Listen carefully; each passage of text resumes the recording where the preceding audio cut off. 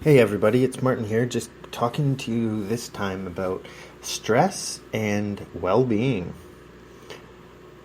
And I think this has quite a bit of implications as a student, and simply because your well-being is your life. We can scrape out all different areas of, going to school or being social or having something to look forward to or family time. That all affects the well-being, and part of being a human is making sure that your well-being is taken care of and that you're at least reaching the heights of happiness and wellness that we all strive for. But oftentimes I think with getting transitioned into this new stage of your life, that sometimes stress does have quite a bit of an impact. And so it's about understanding that and dealing with it in order to be as well as you can be. So let me first start by defining what I believe wellness and well-being is. And really, it's just a continuum of continuums, or a scale of all different types of scales. Now, when we look at well-being, it's important that we think of it holistically, and you can refer back to the Ziegler wheel or the wheel of wellness. And really, each one of those things has a scale that you would be judging where you fall on that scale according to that one particular area of wellness.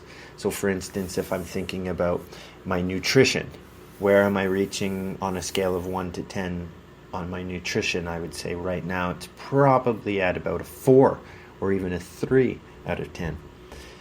But and then I look at my social life, and I could say that's at a 7, and I could say that this particular aspect of wellness is at a 5. And then when I add up all those things or look at it holistically, I get a sense of where my overall well-being is as it relates to a number of different factors. So that's how I see well-being, and it's important as students to be able to understand that different aspects of life contribute to your well-being or your wellness, and that at some points you have to take a long, hard, honest look at yourself and where you are deficient or falling behind in one particular area. It's about moderating or making changes to be able to bring that up so that your overall well-being is a lot more on the positive side. But in any one of these cases, or any one of these scales of well-being, stress does play an important factor. So I'll start by defining what stress is. And stress is a state of mental or emotional tension that results from adverse or demanding circumstances. So a mental or emotional tension as a result of adverse or demanding circumstances. So it could be something that's going against you, or something that just is demanding quite a bit more of your time, either through your time management and relating or ending up showing itself as stress.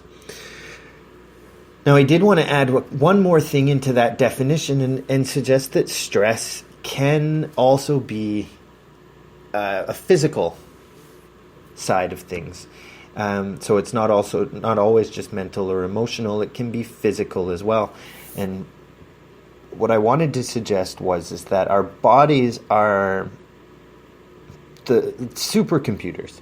Every aspect of our body is interrelated and is doing different things for ourselves, right through from creating hormones to keeping an acid versus a base balance to the way that our skin, if we have any diseases that has dermal exhibits like eczema, or like all of these things is based on stress. And these stresses can be all sorts of different things. One of the biggest ones that I'm surprised that doesn't get too much attention is the role that soda or pop can play into your stress. And I would encourage you to look that up if you do like a soft drink once in a while, to see what kind of impacts that has on your physical body, right from sleep to liver functions, to kidney functions, to stomach, to things that can, your mouth health, anything that relates to it. Soda is damaging your body as good as it can be. Some other things are inactivity and screen time. Diseases that might already be in place in the body are also a stressor. Being immune deprived. Or here's an example that I always wonder about, and when students go away from university to go on their teaching placements, that might not be you, but they come back and bring a week's worth of interaction of germs. And so if you do have a lowered immune system because your mental or emotional tension, or your physical tension because you're not taking care of your body, all of those things can have an impact and could make you sick. And I'm always surprised when I talk to students and they think that sickness just gets them, as if there's no way to prevent it or keep your body in a space that can prevent or fight off these diseases as they get entered into the body. So those are some things, a definition of well-being and a definition of stress. Now, I'm going to suggest that in my experience, my previous work, and my research, I would estimate that the physical health portion of being at university is probably the most important but overlooked obstacles in order to maintain a whole sense of well-being and to reduce stress as it comes up. And so I'm going to highlight three particular areas of physical health that I would suggest that students could do, or the university could do a way better job at getting people. But it does take each student part of their time management or part of their plan to be able to identify this themselves and work on it as a goal in order to keep themselves well and avoid stress. So the first one is nutrition. Number 2 is exercise. And the third might be interesting to you, but it's meditation. Now, on the nutrition side, I'm always surprised at the amount of students that don't have any skills, cooking skills. And it can be it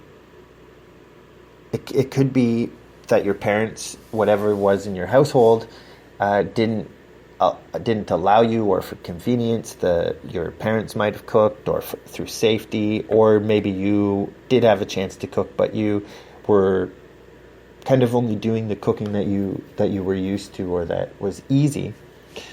In fact, one of the research projects that me and one of the professors from the physical health and education, Dr. Brenda Bruner, started up a couple years ago was a program called New Feed. And really, we wanted to tackle to see through a survey where students felt themselves in the kitchen as far as their skills and their attitudes. And we learned quite a bit. And some of the highlights of that were that students, while some students thought that they were good at cooking, many of them overrated their ability to cook. So maybe this is something that you can agree with, is when asked, would you say you're a good cook? Most people would say they're above average. But when you're asked a little bit further down, do you know how to make this, or are you good? What's your skill level with knives? What's your skill level with sautéing or braising or cooking with meat or cooking with fish? A lot of people would say that they're below average for all of those, but then when they get a chance to say where they find their cooking skills at, they overrate themselves. Now, getting the proper nutrition into your body is a great way to stave off any immune deficiency diseases like colds or the flu or any skin diseases, and maintain overall health. But it should also be recognized that the brain is indeed part of the physical body. And so the brain chemistry that you end up getting when that's off can lead to a whole host of other diseases or even mental health afflictions that are so prominent in the news. And so I wonder if students were concentrating on their nutrition quite a bit more, would we see a decrease in some of the mental health issues just because the brain and body chemistry is in the appropriate areas. The next thing I wanted to talk about cooking is that it's known to be a social situation. Cooking with someone is a great way to have a good time, to work together, to get to know each other just in some off comments or discussions in the kitchen. And then sitting down to eat is known to bring people together. And so surprisingly, when students are thinking about being social, that usually doesn't include cooking together and sitting down for a meal. Although you will find when you get older that seems to be dinner parties, and being able to cook for a group of people or have them over to your house for dinner is quite a bit part of the social atmosphere. And the last thing I wanted to talk about under nutrition was the idea of knowing what vitamins and nutrients that you probably need or deserve. And I bring this up because often we are just told the overall expectations from Health Canada or through a nutritionist that says, oh, you should be eating this much fruit, this much vegetables, or this much meat.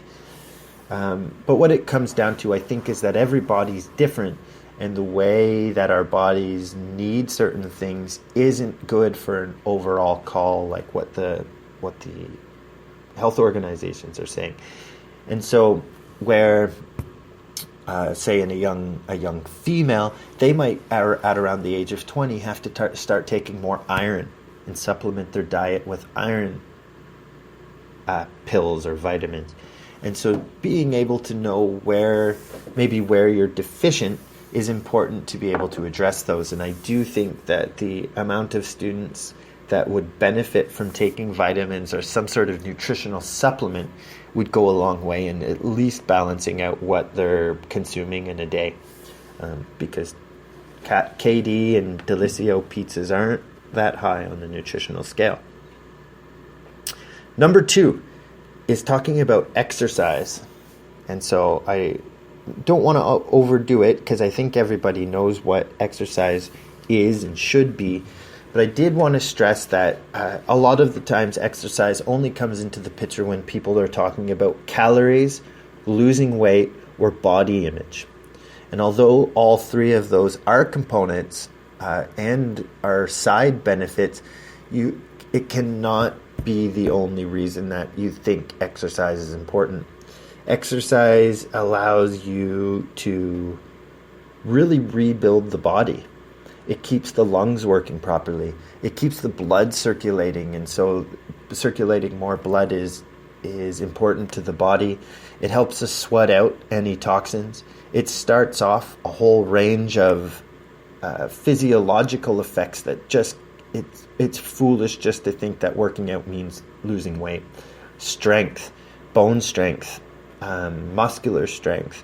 It also, a good workout really gets your hormones going, both your testosterone, your estrogen levels, and even gives you some of those endorphins or the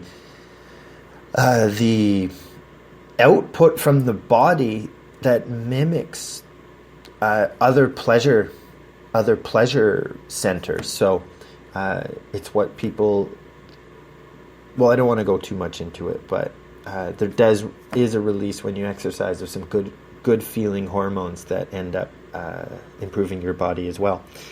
And the third I wanted to talk about is meditation.